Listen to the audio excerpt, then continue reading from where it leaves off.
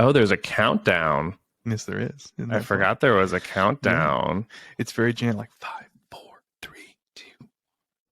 Bum, bum, bum, bum. Janet Jackson. That's not our theme song. I was gonna say it could be. We can't afford that. You can barely afford the song that I wrote. This true. You ready? Yeah, I'm assuming that's when the theme song will. I'm assuming that's the cold opening. Okay. I'm Cody DeGalorians. And this is Neil DeGalorians. And welcome to another episode of Bearded Fruit. Back at it again at Krispy Kreme. I was. Yeah. I don't know. Don't call it a comeback, etc., etc. Yeah, I bet you thought you never see us again. What's that meme? What's the meme? Surprise, bitch. Bet you never thought you'd see me again. Exactly. We are that meme. Insert that meme in your head. That's us. We are back. We are back for an indeterminate number of episodes. Don't even say that. Don't even put that energy into the world. Just, we're back. We're back making podcasts for people. It's one of the many things that is new, that's new and changed about our lives recently. It's been a minute since you've heard from us. I think the last time that we did episodes, it was during the pandemic. We did. Was it even? Yeah, we did some pandemic episodes. Did we? We sure did. And then we hated each other for a while. That's evergreen. That's been the whole life of the podcast. No, that's not true at all. We've never hated each other over the podcast. No, other reasons. Other reasons, but for not many the other podcast. Reasons, but not the pod. Podcast. No, there are many changes in our lives since you've last heard from us. The pandemic has shifted and changed enough, so we weren't stuck in our homes anymore. But we took that opportunity, not being stuck in our homes after the pandemic, to move. It was great. You left your job, and then I left my job. I left my job, and then we both left our jobs, and we moved. Now we have moved to a new state. We no longer live in Connecticut, where we used to call home and roam. We now live in the lovely state of Ohio. Are you going to pull up that one episode that you heard that one time where I jokingly said, "Oh, and we're living in Ohio. Oh God, never that." Yes, that very funny. So very Insert quickly, that right here.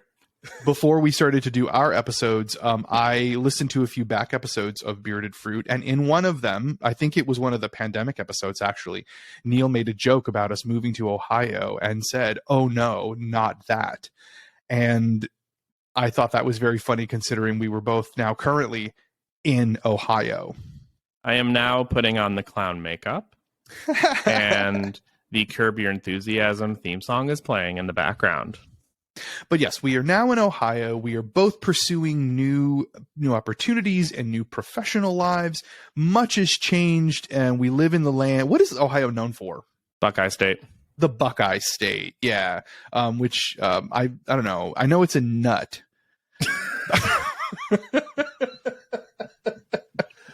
And that was Arboretum Sciences with Cody DeGalorians. I know it's a nut, but it's also, but I like to jokingly refer to it as a bean. Because it is. Because it's a bean. A bean nut.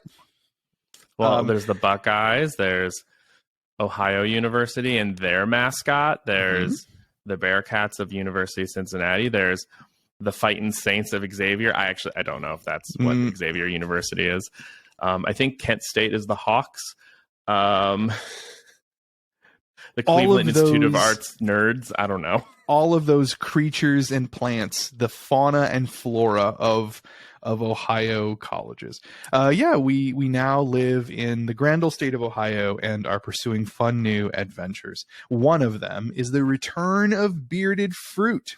Yay. I didn't do it earlier. Yeah. Thank you for the yay. People were waiting on bated breath. I missed the yay. And so, in a proper return to Bearded Fruit, we're going to talk about the internet, which we often talked about in previous episodes and previous incarnations of the show. But there's a good reason to talk about the internet now, and it's because of Twitter. There is a panic around Twitter. I don't know if you've heard. I have no idea what you're talking about. Through the grapevine, but Twitter has a new owner. Elon Musk actually went through with buying Twitter. And in the wake of buying Twitter, he made a lot of bold moves, a lot of big, bold choices, as Tatiana would say on AS2. A lot of BBCs. A lot of big, a lot of big, bold choices. He fired half of the staff, kind of right. He's like, see ya. He tried making blue check verification available to anyone who could pay $8. It's $8, right? $8 a month. $8. So it went from like verification went to, as long as you had less money than you need to go see a movie, you could get your little blue check. Then that completely backfired. He ended remote work for everybody in the company. So people who worked at Twitter from all over the country who weren't actually near the head, like, you had to return immediately to your jobs and upend your whole lives. And it also in very depressing ways emboldened like the worst 4chan-y elements of the online world to think it's okay to come back to Twitter and be horrible and terrible to everyone. Well, and the weird thing is though, is that like that was always there. There's a subsect of people who I think are very, because Twitter and social media in general, like there is relevance and truth to the notion of the echo chamber. So like my Twitter experience is radically different from your Twitter experience is different from others. So like there's this whole kind of like, it may be more vocal now, but like that was always there. Like just get into any prominent trans women's like mentions and you'll see terrible, terrible stuff. But now it's just like even more vocal. And like there was an uptick. I think I read something like a 400% uptick in the use of the N-word alone. Mm-hmm. Like, yeah. Yikes, friends. Yeah, certainly. So like, yeah, not to suggest that it was erased entirely before, but it certainly did explode again in a significant way in the wake of it. And that made a lot of people who use Twitter kind of freak out. It's very funny. I've been watching people like write these farewell threads as though they are like throwing themselves off, off the side of a boat into the water. It's not the Titanic, y'all. Yeah, like it's very Titanic. Like I'm putting this note in a bottle and sending it out to sea and hoping someone will hear my story one day. Of like they're gonna leave Twitter and announcing their move to Mastodon, which is where everyone seems to be going. Wow, so much fun, Mastodon. Yeah, but like people are really freaking out about these change in Twitter and the what feels like a real possibility that Twitter as we understand it now will not be relatively soon. Maybe it doesn't mean that the platform will disappear, but it certainly feels as though the platform is going to change in significant ways very soon. That will mean like the way we used Twitter before isn't going to be the way that Twitter will exist or will use it moving forward because of this change in ownership. And so I thought that would be like a really good place for us to start a conversation, because we spend a lot of time on the internet and we spend a lot of time engaging in the internet, maybe to our detriment and the detriment of our mental health. The internet is the mutual friend we tell people who introduced us. That is not untrue. That is not untrue. Yeah, that's why I said it. But it was not Twitter. No, it wasn't Twitter. It was the internet itself. But I thought that it'd be a good place for us to have a conversation, both about the usefulness of this platform. Like, people are freaking out. Why are they freaking out? What has Twitter been good for queer folks? And also then what is the downside? Like, is there going to be life after the discourse is gone? And so I hope there is no discourse, because that sounds like it would be wonderful actually sometimes. Yeah, so the theme of this episode is, do you believe in life after discourse? Discourse. No, you got to do you got to do it in the neck. Sorry. So let's start with the usefulness of Twitter. That's the place to begin, to talk about what has Twitter been good for in terms of queer communities and queer engagement and queer people. Nothing. Next topic. Well, I don't think that's totally true. So things. Next topic. Yeah. Well, no, but I think that there have been some very useful things that Twitter has done for queer people, and not just like for queer community in general, but some specific kinds of queer people. Like I think for queer creative folks, queer artists, queer writers, especially queer writers who are like writing articles and essays that are online in spaces that are not necessarily quote unquote mainstream. Queer YA writers, people who are independently publishing queer work in different genre and medium, like those people have been very much helped by Twitter. Twitter has become the place where people are connecting to and finding their work, and they wouldn't necessarily have found that work otherwise. Yeah, because like I think of Medium, the website Medium, like as a website, it is just self-publishing, self-platforming, and I don't know anybody who just goes on Medium. You find articles that are posted through other means, and I think Medium is this interesting kind of self-publishing world where there is a requirement of an external platform or external platforms to get people to go to it. So there's some kind of interesting sort of relationship between other platforms and Twitter.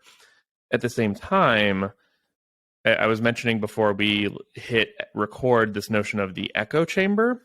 And I think there's a really unrealistic sense of community that occurs as a result of Twitter as well. But trying to stay in the positive right now. Twitter, Patreon. I don't know what's the positives of Twitter. Well, so I mean, my online life now was positively impacted by Twitter as a content creator, because I hate that I use that phrase, but that's what I do now. And Twitter, you're a cam girl. Call yourself a cam girl. You're a cam girl. And Twitter was a really important part of like helping that idea grow. If you have not followed me in my online life in between the last episode and now, I do asexuality education content online as Ace Dad Advice. That's my brand now. And Twitter was a really important place to grow that identity and grow that project to the place where it is today. The book would not have been possible without Twitter, because that's where my publisher found me. Was neither your second, nor your potential third, nor your potential fourth. Yeah, and I know other creators like that, other people who are making queer content that aren't like writers and things, have used Twitter to grow their brand and grow the awareness of what they are doing. Now, granted, it's in context of other websites too and other platforms, because I think like, you can't just rely on Twitter. You've got to use all the options. But Twitter has certainly been useful for that. And through that making of content, I know there's like, we can talk about the like the sort of illusion of community that online spaces give. But certainly I have seen from conversations that I've been a part of that some people do find real sense, like that's where they're getting their community zhush, I guess, like they're not getting it. There isn't a real world place to get it. So they're getting that in an online space like Twitter. And not to like rated R, rated X, not safe for work this conversation, but there is also something to be said about Twitter's function in the post-nudity Tumblr. And how Twitter, a lot of like, I will still see Twitter profiles where in the bio it literally says something to the effect of Tumblr refugee, which is problematic to begin with. But just thinking about how once Tumblr put its nudity clause kind of into effect, and it's specifically its adult content policy changing, Twitter kind of became the haven for that. And now it's funny because Tumblr is like slowly rolling those back in light of all of this. And it's like Miss Ma'am, they are seeing an opportunity. They're seeing an opportunity to grow back to their heyday, their pre-nudity clause heyday.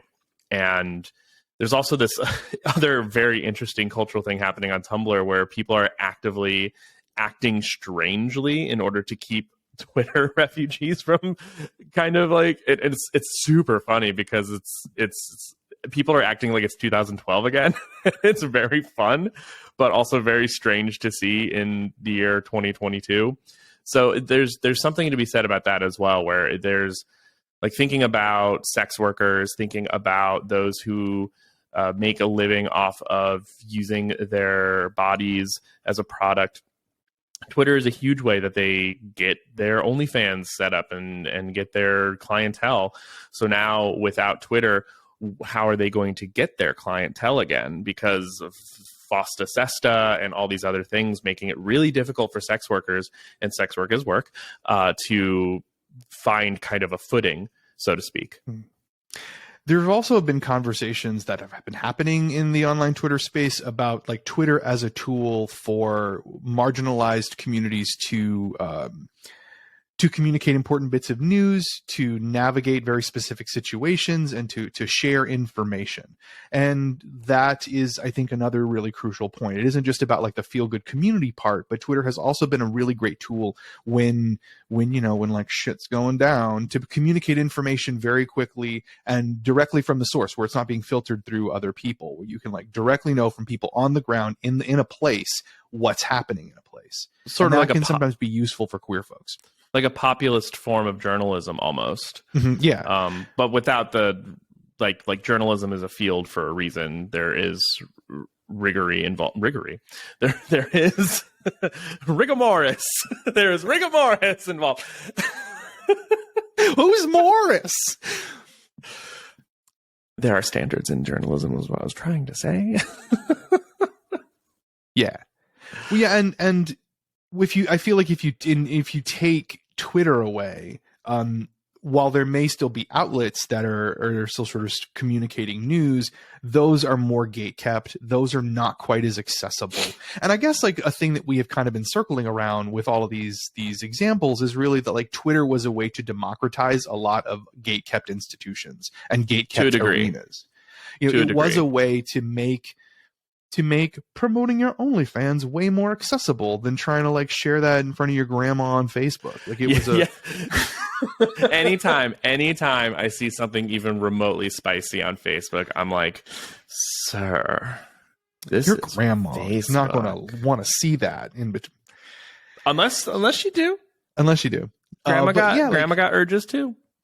Yeah, Twitter has definitely, in some ways, democratized spaces that otherwise people, especially marginalized communities, especially queer communities, wouldn't have had access to.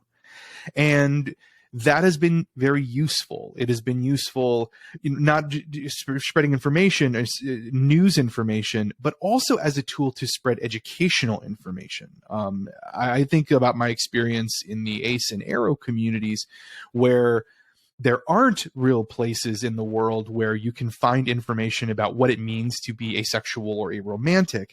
And Twitter and other platforms like it have been a place where you could go and find that information readily from reputable sources. It isn't like, WebMD writing whatever they think about ACE stuff. It's actual ACE people saying, okay, this is asexual stuff, and this is the jam here, and this is what you need to know. It would be hard without a platform like Twitter to find some of that information. There's no Ace J store. No, not yet, anyway. J store. Yeah. So good job, Twitter, for that, for all of those. Good job, Twitter, for all of those. But of course, can we start to shit on it now? Yeah, but of course, I mean, we have had many personal conversations about the downsides of Twitter, and while we can positively say those good things about Twitter, I think a lot of them carry with them also a lot of negative things too. And so let's dive into what has been the downside of, as we've always called it, the discourse, which is kind of feels like what Twitter is like most of the time. I cannot tell you how many times I've seen something on Twitter where somebody is coming up with an idea that they think is so brand new and original, and I'm like, yeah, Lee Edelman was writing about that in the 90s. Or like thinking about like even just calling it the discourse is really frustrating for me. And granted, I have my own biases with my position and with my kind of role in the world. There's all sorts of issues with the academy and queer theory in general. However, it's just like I see these conversations occurring again and again and again. Like, just think about the worst thing in the world, which is, not war or famine, but kink at pride discourse. Do we really need to have that every single year? Like, no, we don't. And it's been a situation that has been, frankly, settled for years, and it gets updated, which is great, but I don't understand why it's still a hot topic every June. Why are we talking about this? Why aren't we talking about the things that actually matter? And I think part of the 140 characters at a time limit, which eventually became 280, woohoo, really limited the amount of nuance that we could have in these conversations, to the point where people aren't checking out an entire thread. They're checking out the single first tweet, or maybe there's a third tweet that gets retweeted a lot. And that's super unfortunate. People on Twitter will take things out of context super quickly. And then we could talk about pile-on culture. We could talk about anything about misrepresentation, misinformation, all sorts of fun stuff like that. It is a platform that not just enables that, but in my opinion, encourages it. It encourages that kind of behavior, because that is what gets you clicks, and clicks get the website clicks, and that's great for them.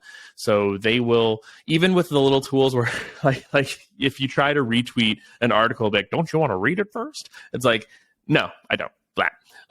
Like, thank you for passive aggressively trying to get me to read something, but I don't know how to read. I'm Jared. I'm 19.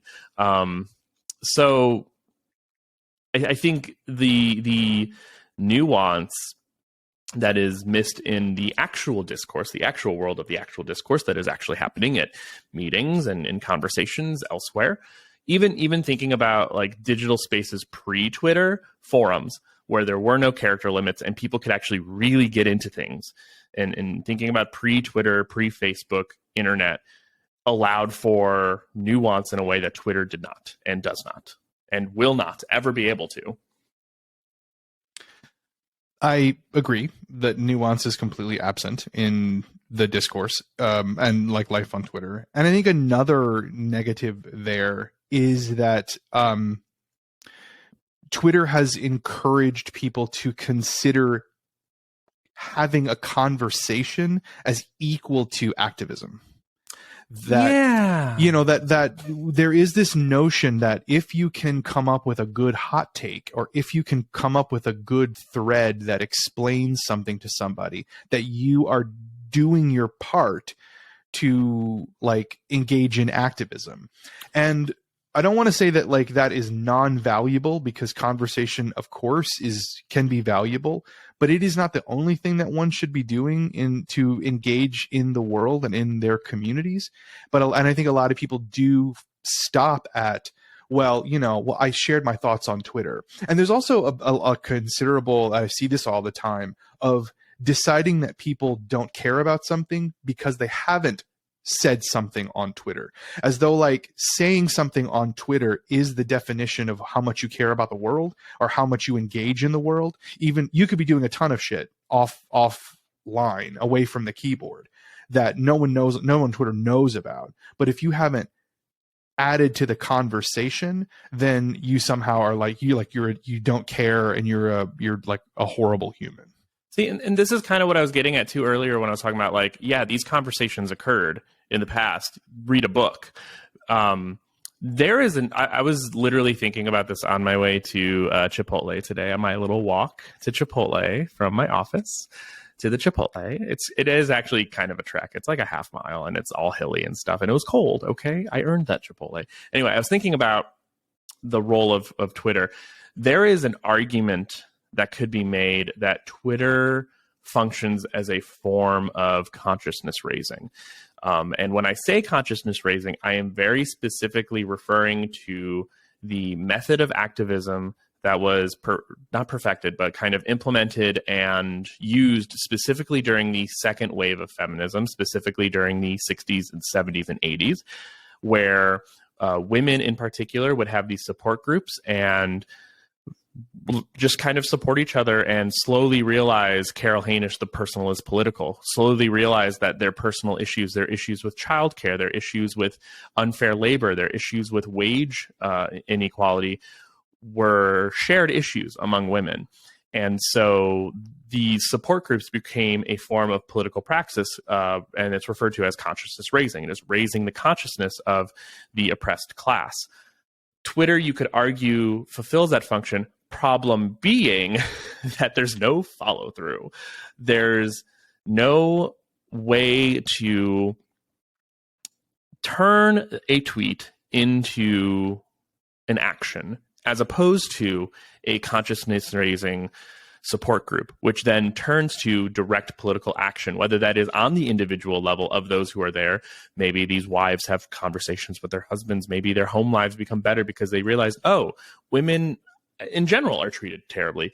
And maybe there's also things to be said about contact hypothesis of sociology, which states that when somebody has a bigoted bias against another person, if they find connection at the same level, when they're at the same level of power, then those biases start to melt away. So when these women are learning about the struggles of women in other contexts from them that they would never have any connection to, such as women of color, queer women, etc., suddenly these biases go away. Suddenly there's solidarity. Suddenly these things are happening. That doesn't happen on Twitter. And that cannot happen on Twitter. I would argue it maybe can't happen in a digital space.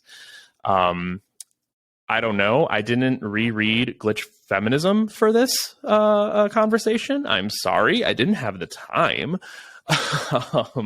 But I just think while there's argument to be made about consciousness raising and about using the platform as a form of that, I think where it fails is the action that comes with afterwards.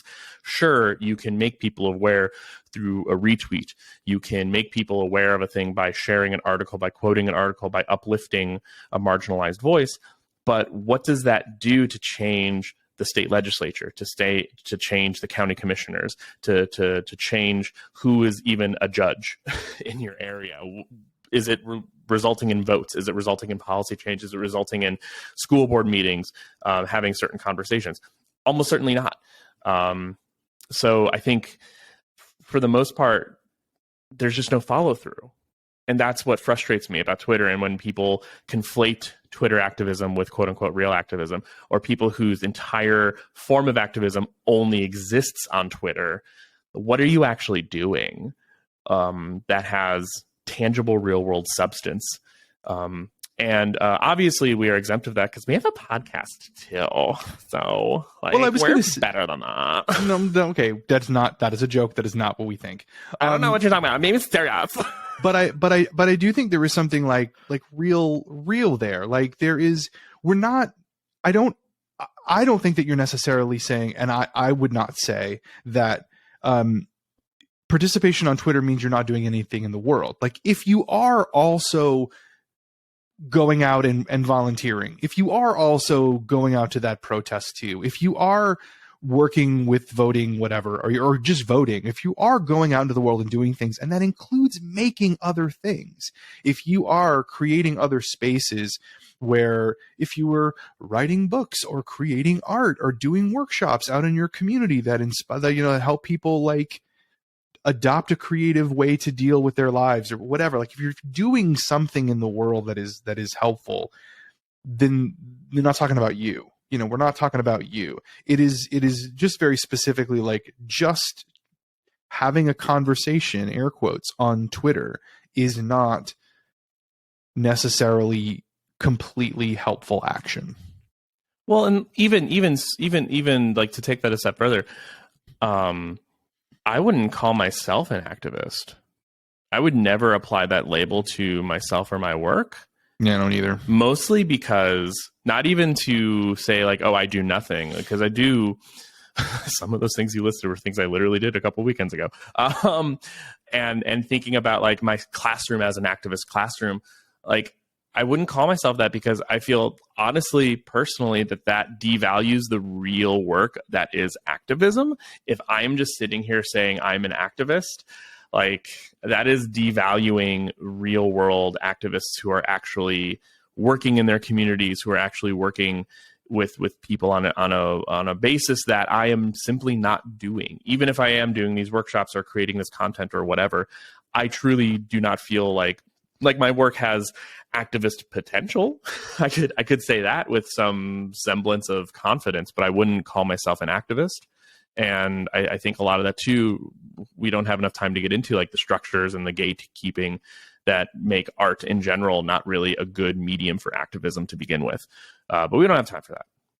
No, and no, we don't. And I agree.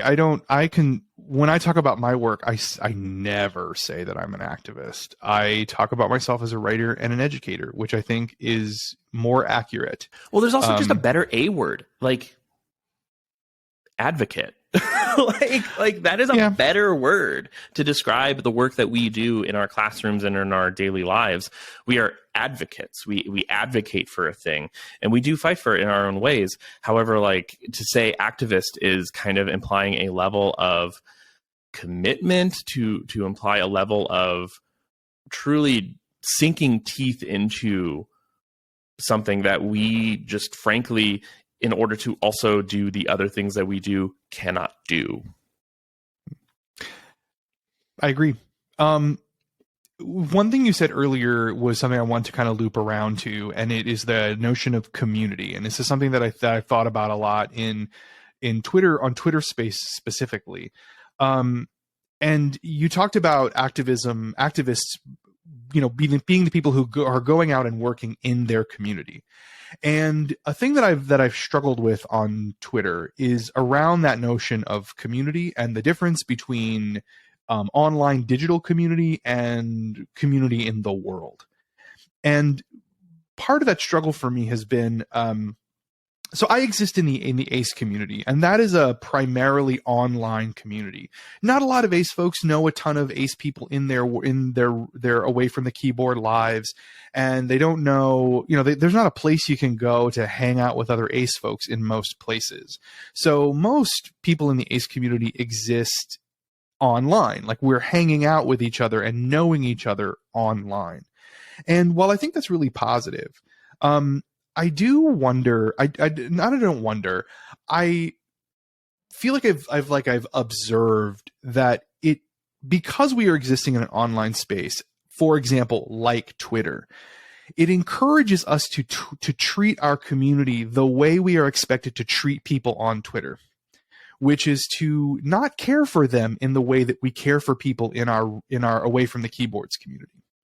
We are sort of encouraged to make rash judgments about people and decide their worth or their how much they care about something just based on like their tweets, as though that is the whole of a person. Twitter breeds competitiveness in these like online conversations. You want to try to be the most prominent voice, and you want to be the one that like says the right thing, and there can be a tendency to attack people for saying what you perceive to be the wrong thing, even like really like digging down into minutia about it. And I just don't feel like those behaviors are specifically online behaviors, and they're not necessarily the way we treat people in the world. And so there's like a failing about community online, that community falls short online because we are never expected to care for people the way we are expected to care for our community in the real world. I have a fun little analogy, a way to think about it, because I think the word that you're kind of dancing around is dehumanizing. We dehumanize people on digital spaces. And what that immediately makes me think of is the reason why in the academic art world, we emphasize for foundations level students, for beginning students, that drawing needs to be done from observation first and foremost. And that is because when you draw from a photograph, you are not drawing what is reality. You are not drawing what you actually sense. You are drawing what a machine has already flattened for you. And so you are drawing a simulacra of an object or of a space. And so we focus so intently on observational drawing in real life, using only photographic reference when absolutely necessary. Like if you're sick and we have to tear the still life down to make way for the next one, then like take a photo real quick so you can finish your drawing at home, whatever, who cares? So like in a similar fashion, digital platforms dehumanize the users because we are flattened in a way. Ooh, glitch feminism. Yay. She talks about flattening. And she talks about marginalized bodies in particular being flattened in the corporeal world, in the AFK world. But we also engage in that in a digital world where we flatten each other to these very particular experiences where we are a profile image, we are a 30-second video clip, or TikTok, we are a 140 character tweet. We are not humans. We are not complex creatures who have feelings, who have experiences, and who have these sensations, who have relationships, who have histories. And so similarly to a beginning artist who's learning to draw from photographs, we are allowing a machine to flatten the entirety of a human. We are allowing it to then instead of observing them in the real world or observing them in a more real-time kind of scenario, we are instead allowing them to be flattened, and then we are judging based on that flattened perception. And that's where, like, thinking about alternatives or thinking about the next step, the best thing that I could think of, honestly, and this is going to be real wild for me to say this, but I think Discord, honestly, if we're thinking about like an alternative to Twitter and something that can create a digital community that is actually feeling like a community, I think Discord is a way to do that because of its voice chat that is much more in real time, and even just chat in general. It's very like AOL instant messenger rooms in a way, in a lot of cases. And there's still, like, the other thing that the dehumanizing comes from is the anonymity, where unless you are a TM brand like A-Stat Advice or Neil Makes Things, so many people are anime profile pic, and like nothing against the anime profile pic, but like that's not you. Like you yourself are not Naruto. I am sorry, as much as we both want you to be. So there's like a further dehumanization through that. So at least with Discord, even in the non-voice chats, there's like an immediacy about the conversation that occurs, and there's something where it's action reaction in a way where like I can say a thing that's really quick, similar to Twitter. However, it stays in that room. So if somebody has a question about it, instead of it being like quote tweeted, and then there are millions of threads of people spreading misinformation or misunderstanding the point, it's all in the same room, so I can clarify myself. Or if it is a voice chat, it's a voice chat. It's a dialogue. It's not a shouting to the void and hoping it echoes back like Twitter is. So like Discord in a weird way has a lot of potential for that, but then it has the same exact flaws of echo chambers, of creating insular things, of also being used in really malicious ways. So it's definitely not perfect, but none of these platforms are, because humans aren't perfect either. So TLDR, go to Discord if you're searching for that good old-timey internet feel. The end. Yeah, I've been messing around a little bit on Discord, and it has been it's been fun. Like, how's Discord it going, fellow kids? Yeah. How do you do? How do you do, fellow kids? Well, I can't help it. I mean, a brand is a brand. But yeah, like it has been a very like different vibe than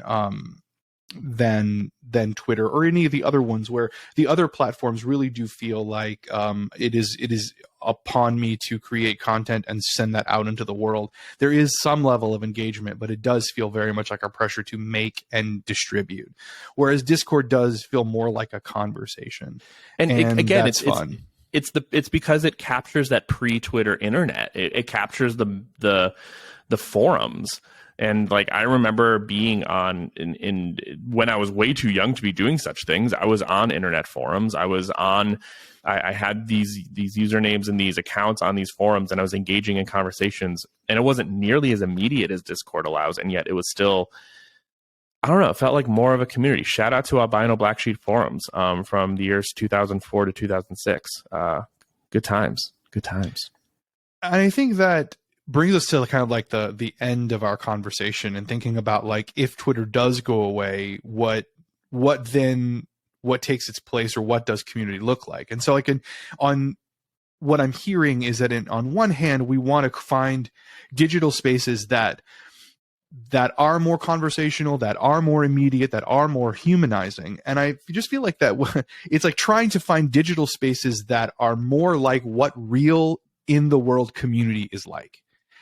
And I feel like that to me is an important thing, that we should, if Twitter does go away, instead of trying to figure out what platform we migrate to next, to integrate into that, like, well, is there a way to like go out into the world again and try to sort of find community in the people around us, because there's a lot of like impact that we can have in our immediate spaces, not just being amplified on Twitter and getting a bunch of retweets, but you can do a lot for the people you are immediately around.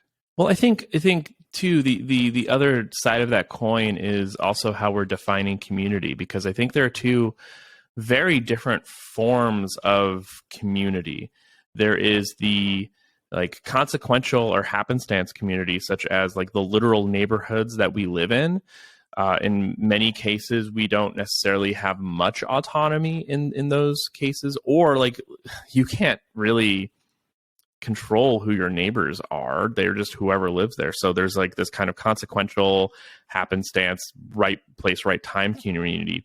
But then I think like what we're trying to go after, especially if we're thinking less geographically and more digitally, which I think is beneficial, especially to communities like the asexual community, we're thinking intentional community.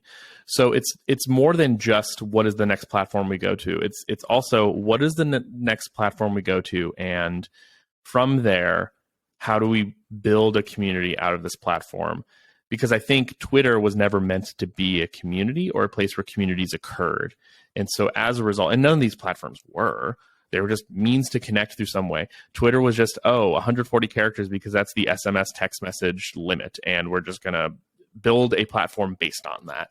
Facebook was actually school oriented at first, and Instagram was photography and art, and Tumblr too. Tumblr was originally aimed at artists and now is just whatever, which is great, but it was never necessarily made to connect people in really deeply intimate ways that community does and that this AFK community creates. And so when looking at the next digital platform or the next kind of space to create it, it is the intentionality that I think will create the community as much as the people who inhabit it. I would like to loop back to a thing you said about how like we can't choose our immediate community, like our neighbors. We don't get to choose who lives in our neighborhood. And I think that's a very valid point. But I think it's also instructive to think about how we exist among those people that we can't choose. Sure. I think about the way that we behave in our neighborhoods where we don't get to choose our neighbors. We don't necessarily just randomly go over to their house, knock on their door, and yell at them and tell them they're an idiot. Or we don't often. Yeah. There are behaviors that we engage with online that we feel like it's okay to do to strangers or okay to do to our neighbors that we would never do in our actual physical communities, because there's a different, like I said earlier, there's a different way we're expected to care for people in our real life communities. Yeah, social norms. And that's where like the intentional community, if we're creating these digital spaces as communities, we are creating social norms in a way. But like also you don't get to choose who's asexual either. So like we don't get to choose who's part of our queer community. It's just whoever shows up. And so there's definitely, I presented a binary, but it's way more of a Venn diagram that actually resembles a lot more of a circle than it does two circles.